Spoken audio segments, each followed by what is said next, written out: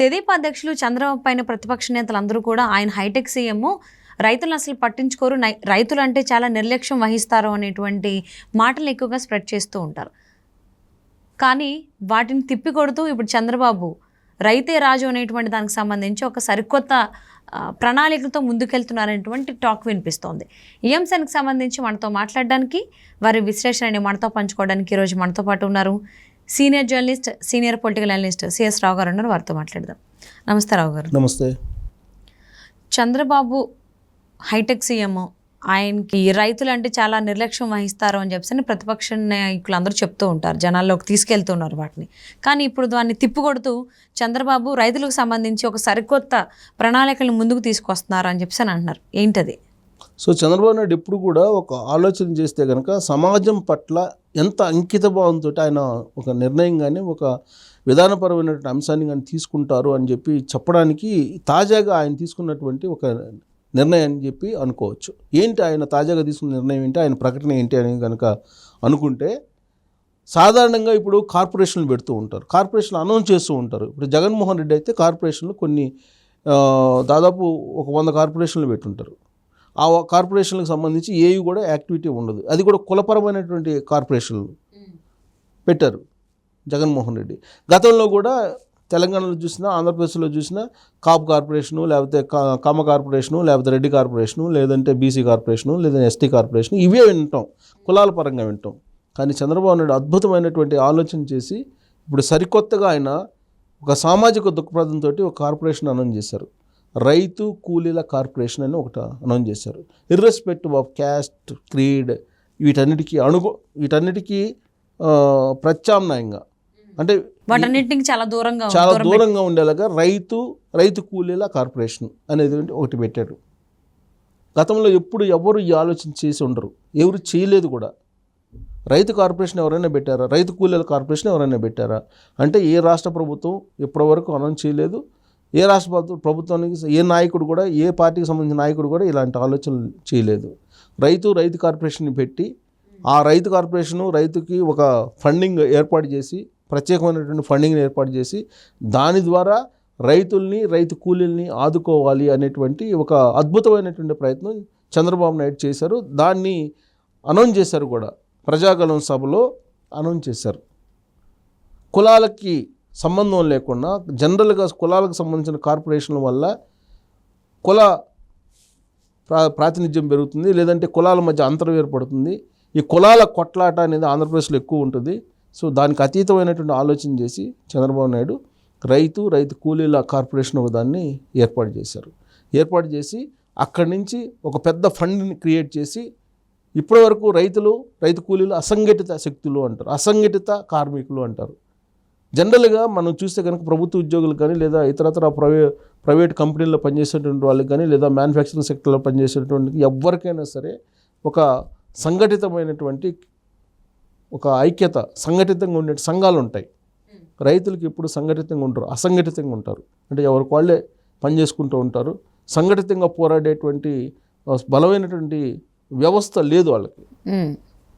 So అందుకే ఇప్పుడు corporation దాన్ని ఏర్పాటు చేసి రైతు కూలీల్ని ఆదుకోవడానికి చంద్రబాబు నాయుడు ఒక ప్రత్యేకమైనటువంటి కార్పొరేషన్ని ఒకదాన్ని ఏర్పాటు చేయటము అని అంటే అది ప్రశంసనీయం వాస్తవంగా. సరే, దానికి ఎంత ఫండింగ్ కేటాయిస్తారు, ఆయన ఏ విధంగా ఆదుకుంటారు, ఇవన్నీ కూడా చాలా చాలా సందేహాలు వస్తాయి రాబోయేటువంటి రోజుల్లో.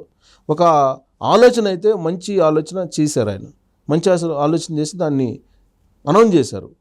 దీనికి కారణం ఏంటి, ఎందుకు చేశారు, ఎందుకు చేయాల్సి వచ్చింది అని అంటే, చంద్రబాబు నాయుడు అనగానే అందరికీ గుర్తొచ్చేది ఏంటంటే హైటెక్ సీఎం, హైటెక్ సిటీ కట్టించాడు, ఐటీ సెక్టార్కి సంబంధించినటువంటి మొత్తం డెవలప్ చేసాడు, ఇలా వినిపిస్తూ ఉంటుంది సహజంగా. ఈయనేదో మనకి మామూలు వాళ్ళకి సంబంధించినటువంటి ముఖ్యమంత్రి కాదులే, ఈయనేదో అంతా ధనవంతులకి లేకపోతే పెద్ద వాళ్ళకి సంబంధించినటువంటి కార్పొరేట్ కంపెనీలకు సంబంధించినటువంటి విధానాలు తీసుకుంటుంటాడు, ఈయన మనకు ముఖ్యమంత్రి కాదులే అని చెప్పి అన్న ఒక భావనని చాలా బలంగా సమాజంలో తీసుకెళ్ళాడు జగన్మోహన్ రెడ్డి. గతంలో రాజశేఖర రెడ్డి తీసుకెళ్లారు, దాని కొనసాగింపుగా జగన్మోహన్ రెడ్డి తీసుకెళ్ళాడు. కాదు, కార్పొరేట్లకు సంబంధించినటువంటి సీఎం కాదు, హైటెక్ సీఎంఏ కాదు, రైతుల సీఎం కూడా చంద్రబాబు నాయుడు అని పబ్లిక్లోకి తీసుకెళ్ళడానికి అద్భుతమైనటువంటి ఒక ఆలోచన చేసి ఈ కార్పొరేషన్ని అనౌన్స్ చేశారు. వాస్తవంగా ఏంటంటే ఆయన ఎప్పుడు కూడా రైతుల పక్షానే ఉంటారు, కానీ ఆ విధమైనటువంటి ముద్రని ప్రతిపక్షాలు చాలా బలంగా వేయగలిగారు. ఆయన మీద ఉన్నటువంటి ముద్ర తుడిచి వేసుకోలేనంతగా బలంగా వేశారు.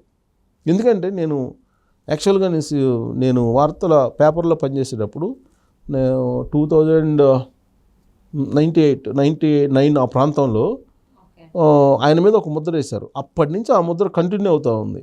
అది రాసినటువంటి జర్నలిస్ట్ కూడా నాకు కొలీగే. నేను ఈ మధ్య కూడా కలిసినప్పుడు నువ్వు వేసిన ముద్ర ఇప్పుడు కూడా పోవట్లేదు చంద్రబాబు నాయుడికి, పాపం ఆయన ఆ ముద్ర నుంచి బయటపడలేకపోతున్నాడు అంటే నవ్వాడు.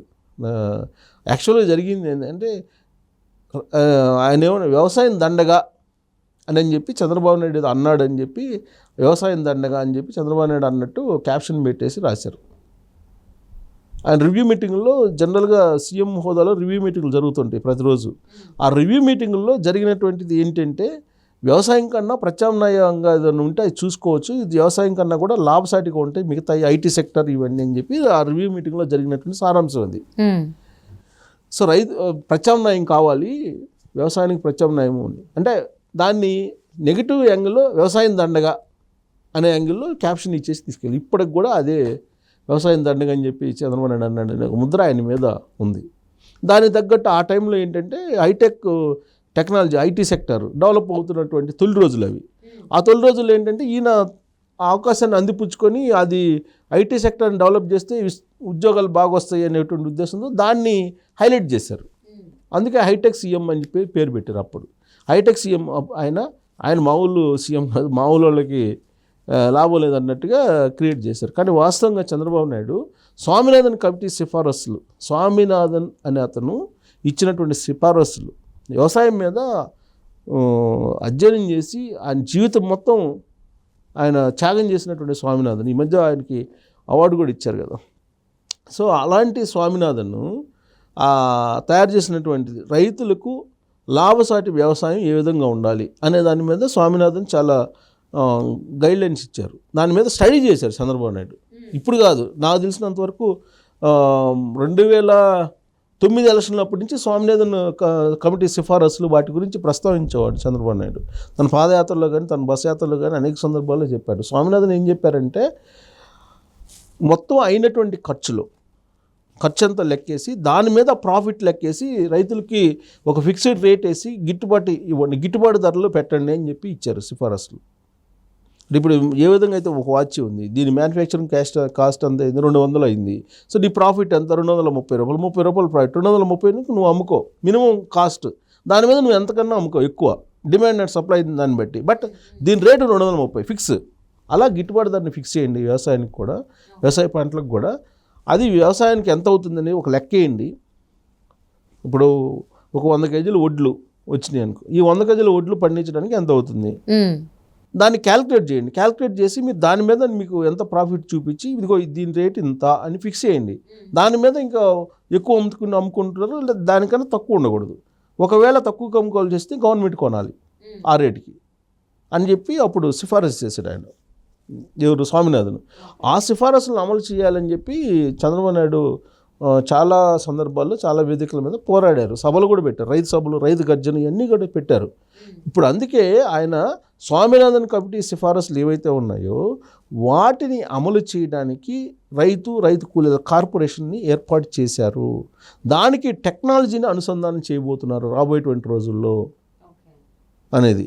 ఎలా అంటే చంద్రబాబు నాయుడు యొక్క విజన్ అర్థం చేసుకుంటే చాలా కష్టం. చంద్రబాబు నాయుడు ఏం చేయబోతున్నారు రాబోయే రోజుల్లో ఈ రైతు కార్పొరేషన్ ద్వారా అంటే టెక్నాలజీని దానికి చొప్పించి ఎక్స్పోర్ట్స్ ఇంపోర్ట్స్ అక్కడి నుంచే చేయాలి అనేటువంటి ఒక కాన్సెప్ట్ తీసుకొస్తున్నారు. విలేజ్ల నుంచే ప్రొక్యూర్ చేసి ఆ పండించినటువంటి పంటను వరల్డ్ వైడ్ మార్కెట్ ఏ విధంగా ఉంది, ఏ కంట్రీలో ఎంత స్కేర్సిటీ ఉంది, మనం ఏ కంట్రీకి పంపిస్తే మనకు డిమాండ్ ఉంది అనేది ఈ రైతు కార్పొరేషన్ చేస్తుంది.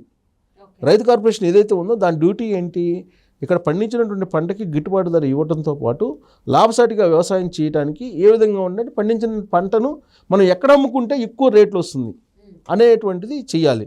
చేయటంతో పాటు ఒకవేళ తక్కువగా అమ్మాల్సి వస్తే ఆ కార్పొరేషనే కొనేటట్టు ఏర్పాట్లు చేస్తుంది.